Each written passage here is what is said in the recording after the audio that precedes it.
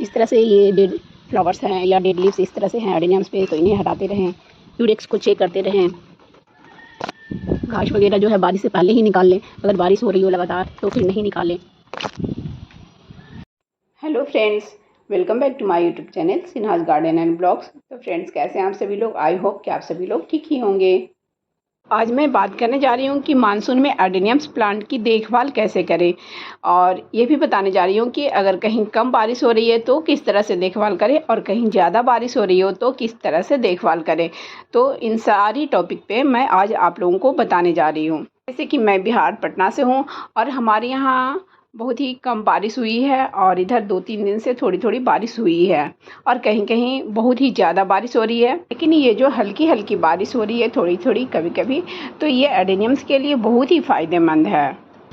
तो मान लेते हैं कि जैसे हमारे यहाँ तो हल्की बारिश हो रही है, तो ये बारिश जो है एडेनियम के लिए बहुत ही फ़ायदेमंद है। तो बारिश में अगर जैसे कि बारिश ज़्यादा होने लगे तो क्या क्या प्रिकॉशंस हमें रखने चाहिए।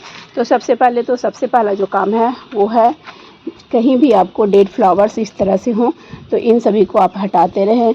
जैसे कि इससे क्या होता है कि ये जो फ्लावर्स या लीव्स पत्तियों पे अटके रहेंगे या पॉट में गिरे रहेंगे, तो इससे प्लांट को फंगस लगेगी और उससे लीफ भी रॉट होते हैं, और अगर पॉट में गिरा हुआ हो तो वहाँ भी फंगस लगता है।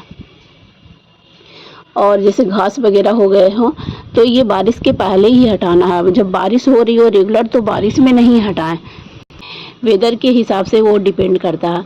तो हमारे यहाँ तो अभी बहुत ही हल्की बारिश हुई है इधर, तो वो बहुत ही फ़ायदेमंद है। तो हम तो अभी चाहें तो ये घास को भी हटा सकते हैं, क्योंकि ऐसा नहीं है कि अभी बारिश हो ही रही है, जैसे अभी धूप निकल गया है। और जैसे ये येलो लिप्स है तो ये सब गिर रहे हो, इन सभी को आप हटा दें।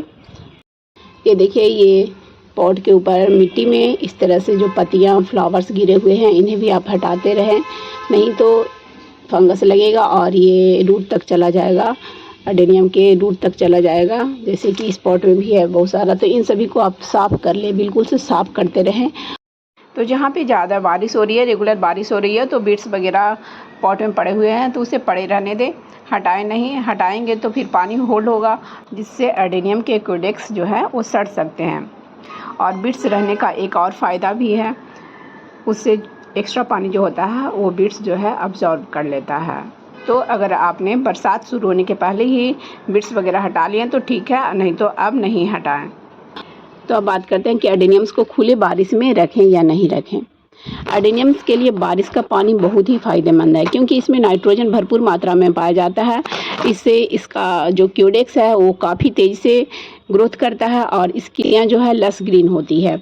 प्लांट हरा भरा बिल्कुल से देखने में लगता है बारिश का पानी जब एडेनियम्स को मिलता है तो काफ़ी ग्रोथ होती है बारिश के दिनों में। तो अगर आप बारिश के पानी में नहीं रखेंगे तो एडेनियम की ग्रोथ अच्छी नहीं होगी और उसका क्यूडेक्स अधिक नहीं बढ़ेगा। एक जान सी आ जाती है, सभी प्लांट में आप देखे होंगे कि बारिश के दिनों में एक जान सी आ जाती है, तो वही होता है एडेनियम्स में भी, कि बारिश के पानी जैसे ही मिलती है तो एडेनियम्स में एक नई जान आ जाती है। जो भी क्यूडेक्स पहले से श्रिंक हुए रहते हैं वो सभी क्यूडेक्स फैल जाते हैं, मतलब वो ठीक हो जाते हैं, ठीक होने लग जाते हैं। लेकिन बारिश का पानी नुकसानदायक भी होता है। तो नुकसानदायक कब होता है, कब वो नुकसान करता है? तो सबसे पहले तो उसके लिए बात करेंगे हम सॉइल मीडिया की, कि आपने एडेनियम के लिए कैसी मीडिया बनाई है। अगर आप वेल ड्रेन सॉइल बनाते हैं जिसमें कि सैंड की मात्रा ज़्यादा हो, तो आपका एडेनियम्स बारिश में कभी भी ख़राब नहीं होगा। पानी कभी भी पॉट में होल्ड नहीं होने चाहिए। पानी जैसे ही बारिश हो, पानी पूरा होल से बाहर निकलता चला जाए, तो वैसे में एडेनियम्स के जो रूट्स हैं वो कभी भी सड़ेंगे नहीं। तो आप सॉइल मीडिया जब भी बनाएं तो 60% उसमें सैंड की मात्रा मिलाएं, बजरी वगैरह सब मिलाकर बनाएं। तो वैसे में ऐसे सॉइल मीडिया में अगर एडेनियम्स लगाएंगे तो कभी भी पानी पॉट में होल्ड नहीं होगा। और बारिश के दिनों में ड्रेनेज होल को ज़रूर चेक कर लें। कभी कभी ड्रेनेज होल जो है वो बंद हो जाते हैं, तो उसके कारण भी पानी होल्ड हो जाती है। तो पॉट को उल्टा कर इस तरह से और उसके होल्स को कोई लकड़ी वगैरह की सहायता से खोल दें। बहुत लोग ये कहते हैं कि खुले बारिश में हमें अडेनियम को रखना चाहिए कि नहीं रखना चाहिए। तो मैंने वही बताया कि अडेनियम्स के लिए बारिश का पानी बहुत ही फ़ायदेमंद भी है और नुकसानदायक भी है। लेकिन नुकसानदायक कब है? जब हम उसके लिए अच्छी सॉइल नहीं बनाएंगे, वेल ड्रेन सॉइल नहीं बनाएंगे तो उससे प्लांट ख़राब हो जाता है। मतलब कि पानी उसमें होल्ड होता है तो अडेनियम्स के जो क्यूडेक्स होते हैं अधिक पानी से सड़ने लग जाते हैं। और दूसरी चीज़, अगर बहुत ही ज़्यादा बारिश हो रही हो, रेगुलर बारिश हो रही है, कंटिन्यू 15 दिन से लगभग बारिश हो रही हो, तो वैसे में भी प्लांट ख़राब हो सकता है। सॉइल मीडिया अच्छी बनी रहती है फिर भी हो सकता है। तो ऐसे में आप थोड़े से प्लांट को बचाने की कोशिश करें, शेड प्रोवाइड करें प्लांट को। अगर आपके पास शेड हो, जैसे कि ऐसी जगह नहीं रखना है कि जहाँ पे बिल्कुल शेड हो, मतलब धूप लगे लेकिन बारिश का पानी नहीं जाए। लेकिन हमारे यहाँ बिहार में तो अब वैसी बारिश नहीं होती है, पहले बहुत पहले होती थी, लेकिन अब वैसी बारिश ही नहीं होती है जिससे कि प्लांट को हमें हटा कर रखना पड़े बारिश से।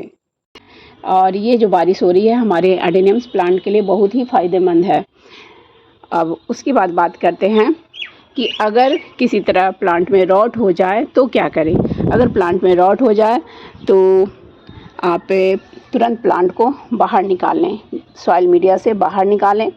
उसके बाद उसको अच्छे से वॉश कर लें, पानी से अच्छे से वॉश करें। फिर उसको चेक करें कहाँ पे रॉट है। अगर आपको पता चल गया कि कहाँ पे रॉट है तो फिर अगर मान लेते हैं क्यूडेक्स इसका जो है रूट कहीं सड़ रहा हो तो उस पार्ट को आप कट कर दें, कट कर कर हटा दें, बिल्कुल से हटा दें। उसको थोड़ी देर पानी में थोड़ा सा ज़्यादा फंजीसाइड्स मिलाकर उसको डीप करें, कम से कम 5 मिनट। उसके बाद फिर पानी से निकालने के बाद थोड़ी सी सूखने के बाद वहाँ लेप की तरह फंजीसाइड्स को लगा दें कटे हुए पार्ट्स पर। फिर उसको ऐसी जगह पे रखना है जहाँ पे कि हवा आती हो, उसको हवा से सुखाएं, धूप में नहीं रखें, डायरेक्ट हवा से सूखने दें। उसके बाद कम से कम 15 दिन तक उसको ऐसे रखें। उसके बाद उसको रिपोर्ट करें और रिपोर्टिंग करने के बाद उसको फिर बारिश में डायरेक्ट नहीं रखें। और बहुत सारे लोगों का ये भी प्रश्न होता है कि कैसे पता चलेगा कि प्लांट में रॉटिंग हो गई है। तो हमें प्लांट को चेक करते रहना पड़ता है। जैसे कि जो इसका क्यूडेक्स है उसको आप दबा कर देखें, अगर वो दब रहा हो तो सकता है कि उसमें रॉटिंग हो। ये भी ज़रूरी नहीं होता है कि उसमें रॉटिंग ही हो तब वो दबेगा। और एक और लक्षण होता है, पत्तियां पीली होकर गिरने लग जाती है। लेकिन ये भी ज़रूरी नहीं है कि पत्तियां पीली होकर गिरी है इसका मतलब प्लांट में रॉटिंग है। ये भी नेचुरली होता है कभी कभी जैसे कि वेदर चेंज हुआ तो पत्तियां पीली होकर गिरने लग जाती है। जैसे कि जब सीज़न चेंज होता है तो हम लोग भी बीमार हो जाते हैं, तो वैसे ही प्लांट में चेंजिंग आती है। तो अगर गलगला सा महसूस हो रहा हो तो वहाँ पे नाखून लगा कर देखें। अगर नाखून लगाने के बाद वहाँ का जो हिस्सा है, पार्ट है, अंदर से अगर वाइट निकल रहा है तो समझिए कि प्लांट सही है। अगर वहाँ पे रेड रेड लाल जैसा निकल रहा हो तो समझिए कि प्लांट जो है वो रॉट हो चुका है। अच्छी तरह से श्योर हो लें तभी प्लांट को बाहर निकालें, ऐसे ही नहीं किसी प्लांट को बाहर निकाल दें। जैसे कि इस प्लांट की पत्तियां देखिए पीली होकर गिर रही है तो इसमें रॉटिंग नहीं है, तो वही हमें पहले देखना पड़ता है, चेक करना पड़ता है। और यहाँ पे जो देख रहे होंगे ये जो अडेनियम के जो टिप्स हैं तो यहाँ से भी फंगस लगता है, तो इनमें हमें कभी कभी फंगिसाइड्स लगाते रहना चाहिए बारिश के दिनों में। तो बारिश के दिनों में अडेनियम्स में रूट रॉट तो होता ही है, कभी कभी स्टेम रॉट भी हो जाता है और कभी कभी लिप्स से भी रॉटिंग होती है। उसके लिए हमें हर 15 दिन पे फंजीसाइड्स का स्प्रे करना चाहिए, लिप्स के ऊपर और लेग्स के ऊपर भी करना, मतलब पूरी तरह से प्लांट को फंजीसाइड से नहला देना है और जड़ों में भी डालने हैं। तो कम से कम 1 लीटर पानी में आप आधा चम्मच फंजीसाइड्स डाल दें और पूरे प्लांट को नहला दें एक तरह से। अब बात होती है कि क्या बारिश के दिनों में प्लांट की रिपोर्टिंग और प्रूनिंग का काम करें या नहीं। तो बारिश के दिनों में प्लांट की रिपोर्टिंग और प्रूनिंग का काम नहीं करें, प्रूनिंग का काम तो बिल्कुल भी नहीं करें, क्योंकि अगर आप प्रून करेंगे प्लांट को और बारिश में छोड़ देंगे तो फिर वो उसमें फंगस लग जाएगा और वो प्लांट धीरे धीरे रॉट हो जाएगा। मान लेते इसको हमने कट किया, फिर यहाँ पर से अगर बारिश में ही प्लांट रहा तो फिर ये धीरे धीरे यहाँ पर से फंगस लगने लगता है, ये रॉट होता चला जाता है और कभी कभी ये नीचे तक चला जाता है। तो इसलिए प्रूनिंग वगैरह का काम अभी बारिश में नहीं करें। अब बात करते हैं फर्टिलाइज़र की। तो बारिश के दिनों में फर्टिलाइज़र ज़्यादा नहीं डालें, क्योंकि ऑलरेडी बारिश के पानी में बहुत सारा न्यूट्रिएंट्स पाया जाता है, बहुत सारे पोषक तत्व पाए जाते हैं, जिसमें कि नाइट्रोजन भरपूर मात्रा में पाया जाता है और बहुत सारे पोषक तत्व पाए जाते हैं जो प्लांट्स के लिए बहुत ही फ़ायदेमंद है। और मतलब करने का मतलब उसमें NPK पाया जाता है, उसके बाद और बहुत सारे मिनरल्स पाए जाते हैं। तो हमें अभी उसमें कोई भी फर्टिलाइज़र डालने की ज़रूरत नहीं होती है। आप डालना चाहें तो सिर्फ पोटाशियम युक्त कोई भी फर्टिलाइज़र डाल सकते हैं। उससे फ्लावरिंग की संख्या बढ़ेगी, प्लांट्स में ज़्यादा से ज़्यादा फ्लावर्स खिलेंगे। और बारिश के दिनों में आसपास जैसे पॉट के आसपास इस तरह से जो फ्लावर्स पत्तियां वगैरह गल रही है, इन्हें भी आप साफ़ करते रहें। मुझे भी साफ़ करना है, इसे मैं हटाऊंगी, साफ़ करूंगी। सारे प्लांट को मैं हटाकर एक बार साफ़ करती हूँ, तो मुझे अभी साफ़ करने हैं। और कुछ लोग ये भी सोचते हैं कि बारिश में पानी डालें या नहीं। तो बारिश में आप पहले ये देख लें कि आपकी जो पॉट की मिट्टी है वो कैसी है। अब ये देखिए, पॉट की मिट्टी पूरी तरह से गीली है और कल बारिश हुई थी और आज भी बारिश होने की संभावना है।